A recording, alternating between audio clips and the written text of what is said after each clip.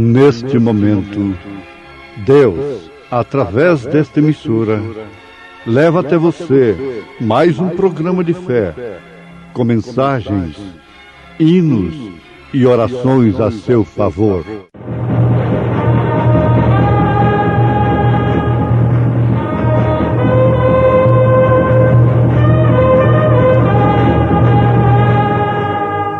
Fé para vencer. Somente crer, somente crer, tudo é possível, somente crer.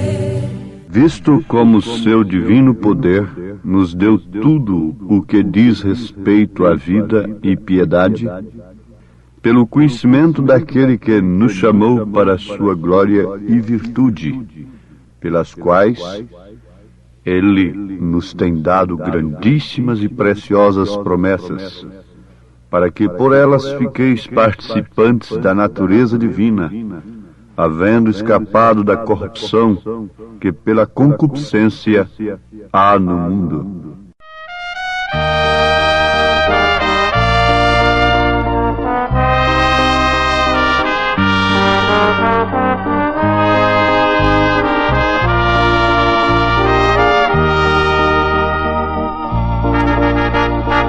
Não se recorda jamais do mal que aqui pratiquei. Hoje eu sigo contente,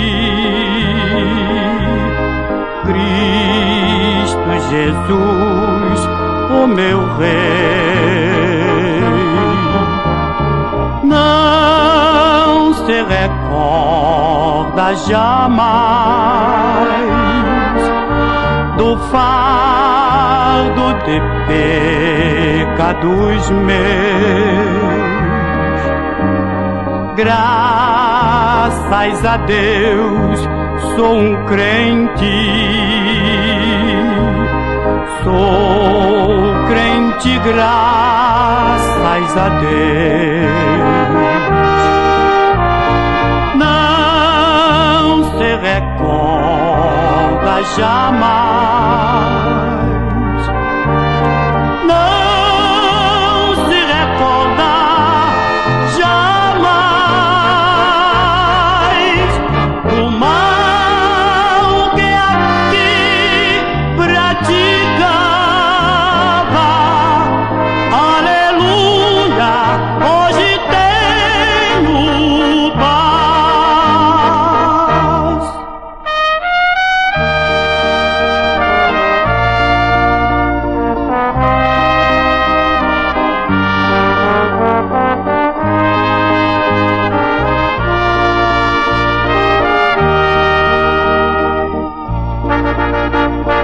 Não se recorda jamais dos atos de abominação. Hoje eu sigo cantando com Deus no meu coração. Não se recorda jamais de tudo de mal que já fiz. Hoje distante do mundo, eu sou um homem feliz.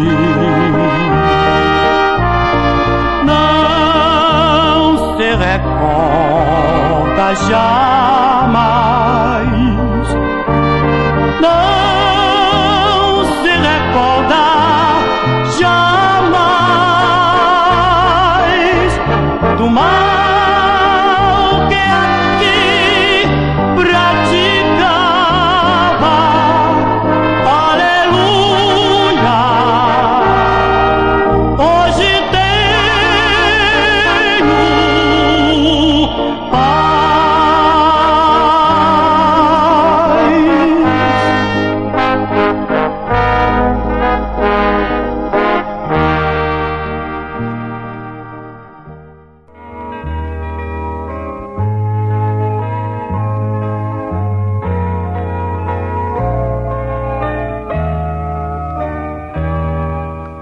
Certa feita, respondendo perguntas de um jornalista, enfrentando o interrogatório de um jornalista por quase 1 hora, ele, por fim, quis me apanhar sobre o assunto do transplante. A coisa estava no auge. Transplante de coração, transplante de rins. E o João Boiadeiro estava comendo ovos fritos e, pelo que ouvi, até tomando cachaça com o coração de outro. Isso ficou na história. Nós temos até uma moda sertaneja em torno do assunto, que é até muito bonita, muito triste, não é? Muito bem, então ele disse, o jornalista disse: bom, pastor, a ciência vai transplantar o cérebro. E agora eu quero fazer uma pergunta para o senhor. Quando a ciência tirar o cérebro de um homem que não fuma, que não bebe, que não mente, que não prostitui, e colocar ali o cérebro de um mentiroso, de um adúltero, de um fumante, beberrão, qual vai ser o comportamento daquele homem crente que recebeu o cérebro de um descrente? Jesus disse que não era para nós pensarmos o que haveríamos de responder quando estivéssemos diante de tais circunstâncias. E ele cumpre a sua palavra. Naquela hora parece que eu me vi num aperto tremendo. Então aquele homem ia pensar com o cérebro de um fumante, que antes era um crente, tinha um cérebro de um crente, pensava como crente, agora ia pensar com o cérebro de um fumante, de um beberrão, de um adúltero, de um mentiroso.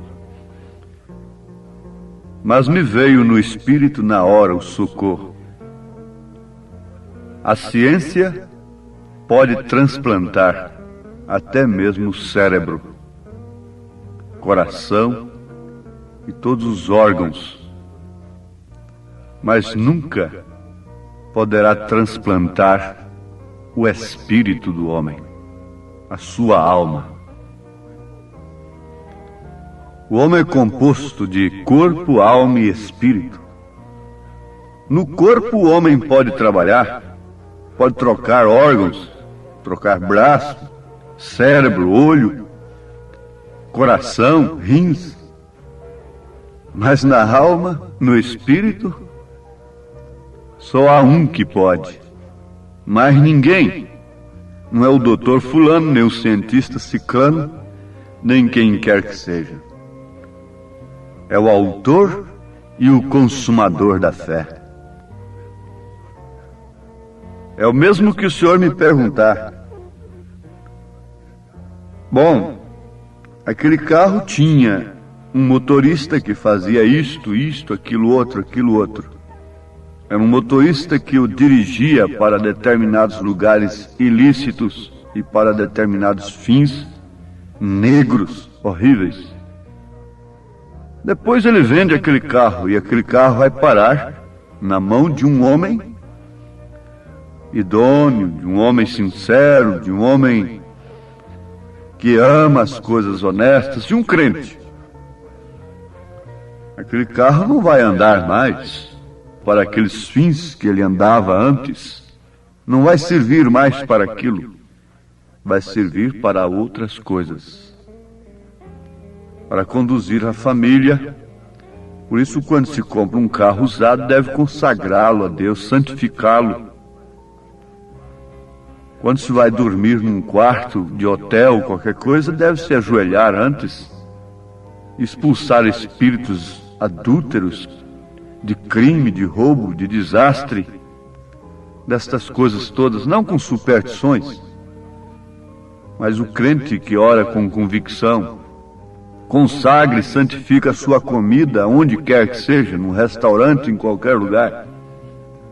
Então, se ele consagra a sua comida, ele deve consagrar a sua casa, o seu leito, a cama onde ele vai dormir na viagem, o carro deve ser consagrado ao Senhor.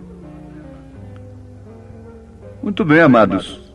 De todos os modos, o que manda é o piloto. E no caso deste veículo humano, é o piloto, é o homem da máquina lá embaixo que manda. É a alma, que é a natureza do espírito.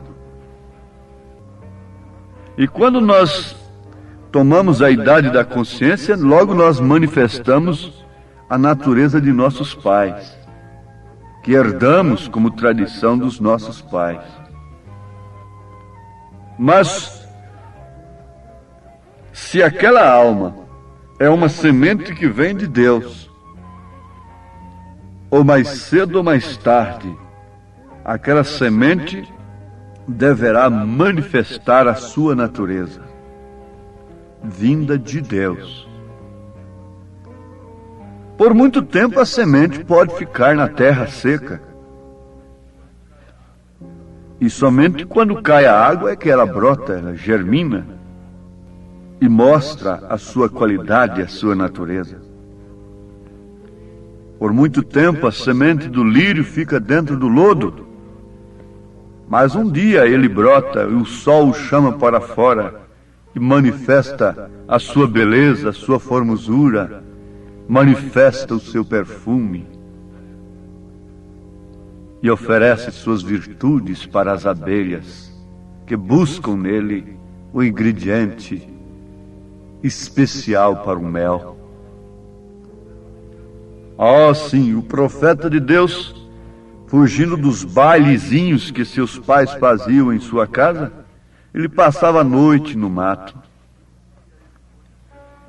E um dia ele pôde ver ali uma florzinha, num lugar que antes ele tinha feito fogueira ali, acendido fogo para passar a noite. E logo depois do fogo veio a neve. Então aquele pedaço de terra, aquela porção de terra ali tinha sofrido fogo e neve, gelo. Mas no determinado tempo, ele chega ali e vê uma florzinha e pergunta para a florzinha: onde estava você, florzinha? Que não morreu com o fogo? Que não morreu com o gelo, com a neve? Onde estava você? Estava escondida, hein? Você estava lá dentro, hein, florzinha? Em forma de uma semente, guardada, escondida. Mas agora você está aqui manifestando sua beleza. Onde estava você, florzinha? Oh, meus amados, isso é tremendo. Isso é maravilhoso. Isso é que é o Evangelho. Isso é que é o segredo de Deus. A natureza do crente, do verdadeiro cristão, é manifestada justamente através da palavra de Deus, que é a água que cai sobre a semente que estava ali no seio da terra, que estava ali no lodo, que estava ali no pecado, que estava ali num corpo, num veículo que, por tradição, manifestava somente o pecado. Como São Pedro disse: não foi com ouro e nem com prata que fostes resgatados da vossa vã maneira de viver, que por tradição recebestes dos vossos pais, mas com o precioso sangue de Cristo, como de um cordeiro imaculado e incontaminado. Oh, falamos em ovelha, falamos em cordeiro. e estamos falando em natureza, então deve-se pensar muito na natureza do Cordeiro. Como cristãos, como filhos de Deus, devemos herdar a natureza do Pai. Como filho herda a natureza do Pai, terreno, naturalmente, o seu físico. Pedro está dizendo que nós herdamos dos nossos pais. Mas se somos filhos de Deus, então herdamos a natureza de Deus. Ele diz assim: visto como o seu divino poder nos deu tudo o que diz respeito à vida e piedade, pelo conhecimento daquele que nos chamou para a sua glória e virtude, pelas quais ele nos tem dado grandíssimas e preciosas promessas, para que por elas fiqueis participantes da natureza divina, havendo escapado da corrupção que pela concupiscência há no mundo. Isso é de chamar a atenção daqueles que de fato gostam e amam a verdade, e buscam esta água que rega a sua natureza, vinda de Deus. Se manifestamos a natureza dos nossos pais terrenos, então devemos manifestar a natureza do nosso Pai Celestial, que sobrepuja, que vence a natureza terrena. Como Paulo disse aos Colossenses, ele diz assim: mortificai os vossos membros que estão sobre a terra, a prostituição, a impureza, o apetite desordenado, a vil concupiscência e a avareza, que é a idolatria. A essas alturas ele já está mostrando o que esses membros, o que essa carne manifesta de uma maneira natural. Aos Romanos capítulo 8, versículo 6, ele diz: porque a inclinação da carne é morte, mas a inclinação do Espírito é vida e paz. Porquanto a inclinação da carne é inimizade contra Deus, pois não é sujeita à lei de Deus, nem em verdade o pode ser. Precisa de uma mortificação. Então, você sabe para o lado que a árvore está pendida, é o lado que ela vai cair. E se a inclinação da carne é inimizade contra Deus, você vai cair contra Deus. Se você morrer na carne, é necessário nascer de novo. Isso não quer dizer de maneira alguma reencarnar-se. Você reencarna 10 vezes, 20 vezes, e nasce 10 vezes, 20 vezes pecador, mentiroso, adúltero. Nasce homem todas as vezes. Carne. Se nasceu carne, nasce com a carne a mesma coisa, inimizade contra Deus. Nascer do Espírito é aquilo que São Paulo disse, com experiência própria: aquele que mentia não mente mais, aquele que roubava não rouba mais, aquele que adulterava, que prostituía não prostitui mais. Deixa o viciado o seu vício e se liberta pelo poder de Deus. Apesar de tudo isso ser santificação apenas, ser a limpeza de um vaso, de um copo que saiu lá do barro, mas assim mesmo ele ainda fica vazio, como muitos santos estão aí vazios. Ele tem que ser cheio do Espírito Santo. Mas enfim, qual é a natureza que nós devemos ter? A Bíblia toma tipos. Vocês podem dizer: esse profeta, esse pregador é um tipologista apenas. Jesus foi assim. Ele tomou o cordeiro. João Batista apontou o cordeiro de Deus. Os apóstolos fizeram isto. A Bíblia toda toma a natureza. Paulo chegou a dizer que a natureza deixa todo homem inexcusável diante de Deus. É uma Bíblia aberta. De onde vem você, Rosinha? Onde você estava durante a neve? Onde você estava durante o fogo? Onde estava você, Maria Madalena? Onde estava você, ladrão perdido? Ali está uma semente escondida. semente de cordeiro. Nós temos aprendido que o cordeiro estava ali sendo lavado. O cordeiro era lavado antes do sacrifício. Estava ali João Batista e Jesus dentro do rio. E não desceu uma terceira pessoa sobre Jesus, mas desceu o próprio Pai dizendo: Tu és meu filho amado, em quem tenho prazer de habitar.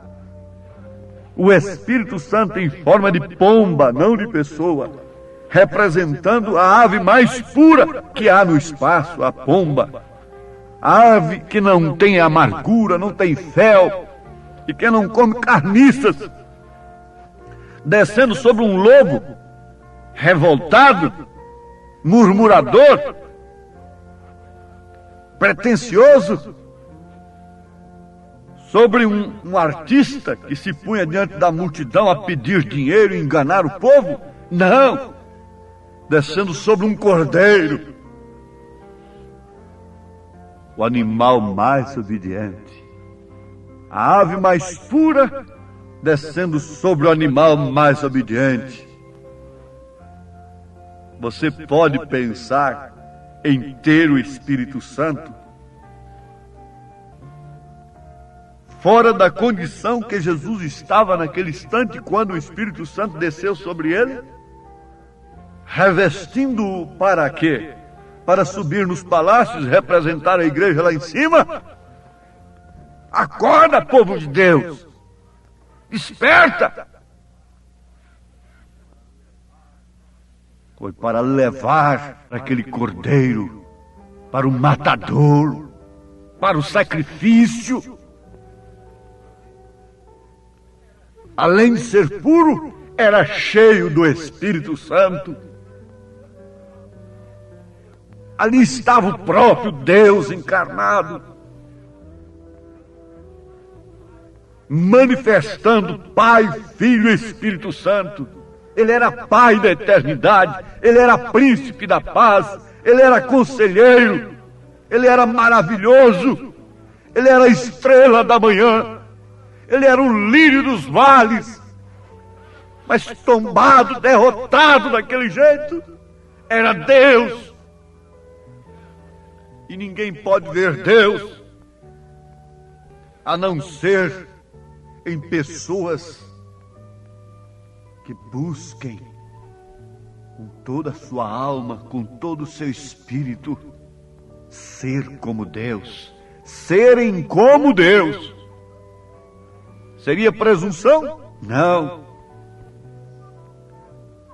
Ele derramou a sua natureza sobre sua igreja, não pelo mérito dela, mas pelo seu próprio mérito. Ele derramou a sua natureza sobre seus filhos. Oh, que o Senhor possa operar isto nesse instante, enquanto nós o pedimos, concluindo esta palestra.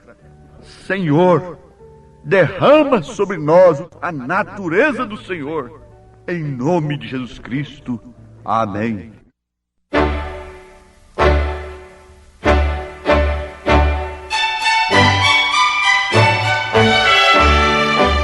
Ouvintes, escreva-nos pela caixa postal de número 15.020, 15020, CEP 74.501-970, Goiânia, Goiás. O nosso endereço na internet é www.apalavraoriginal.org.br. Volte a nos ouvir amanhã novamente neste mesmo horário, nesta emissora, se o Senhor nos permitir, com fé no Filho de Deus, a fé que vence o mundo.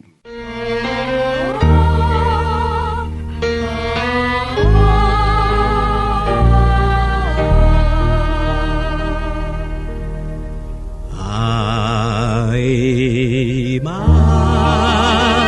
de Deus se nos fez por amar, para a glória divina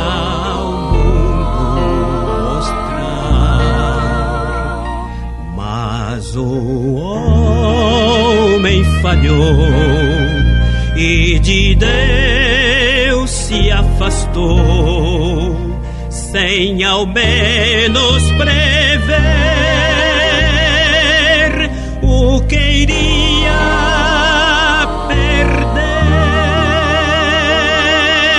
perder da eternidade, pois Deus planejou a redenção da cruz ao pecado.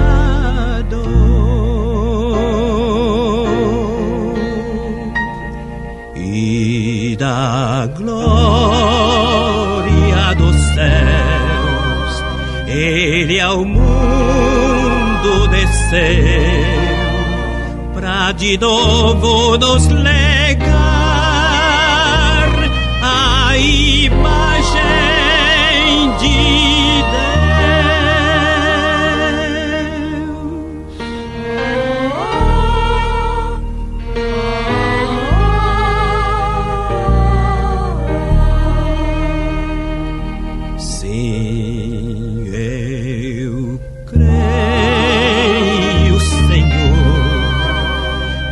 és o meu Salvador, meu pecado tirou, mas o preço pagou. Viverei pra cantar tão real salvação, minha vida hei de dar, também meu coração.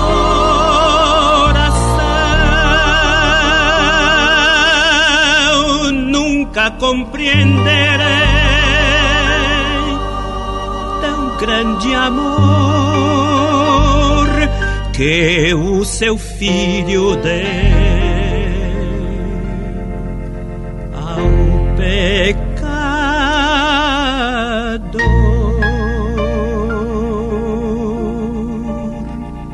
A imagem de Deus com fervor louvarei, e enquanto eu viver